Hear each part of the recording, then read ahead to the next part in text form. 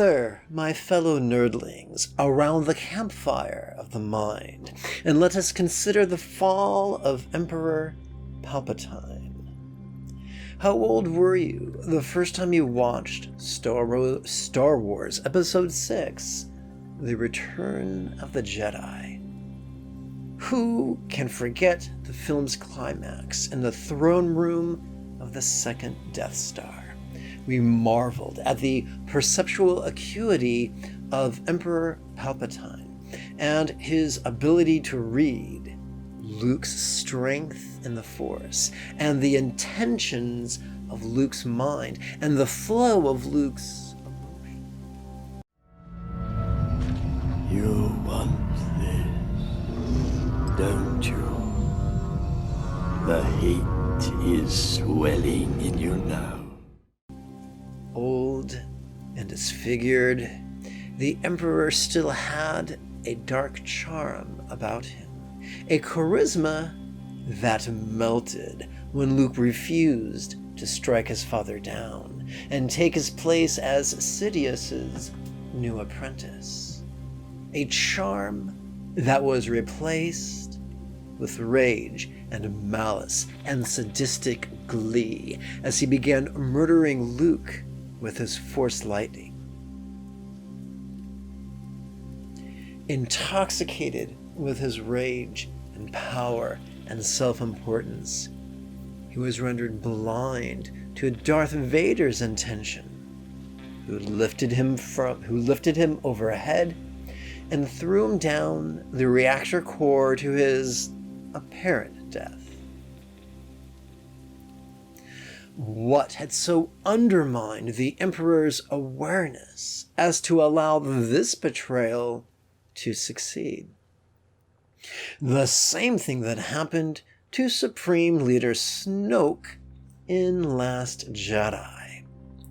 Recall the scene in his throne room, surrounded by his guard, so enraptured with the haranguing of his apprentice and delighting in embarrassing him before Rey, that he became oblivious to Kylo Ren's intentions and actions as the latter reached out with the Force, telekinetically activated the lightsaber by Snoke's side, slicing him in half. Whether Darth Sidious was inhabiting the body of Palpatine or the body of Snoke, we observe the same pattern.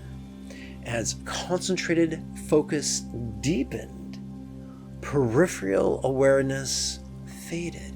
This is important, and it bears exploration, for concentrated focus and peripheral awareness are inversely proportional. As one increases, the other diminishes inevitably. So what? How could this be significant both to the Star Wars universe as well as our own spiritual growth? During my first 3-year retreat, I was taught the neurological effect of switching from foveal vision to peripheral viewing. When our vision is focused, we are accessing our sympathetic nervous system with its terror and rage and despair and rigidity and controlling tendencies. Could that sound familiar? Could that sound like the path of the dark side of toxic masculinity? Now, let us explore the converse. When we switch from hard, concentrated focus to soft peripheral vision, we are also switching from our sympathetic nervous system to its parasympathetic opposite, the neural pathway of peace and resilience and creativity and flexibility and acquiescence, our gateway to the light side of healing femininity. Just like the Sith of fiction, concentration can lead to great power, but also a dearth of peace and love that are so crucial to fulfillment. In Phantom Menace, Qui-Gon Jinn advised, "I counsel patience, the solution will present itself." This is the soft path of peripheral mindfulness, of creativity and spontaneity and centeredness and flow. This is the path of the light side. It is available to each of us and is as close as switching from hard foveal vision to its soft peripheral counterpart, from concentration to mindfulness, from toxic controlling yang to healing and flowing yin.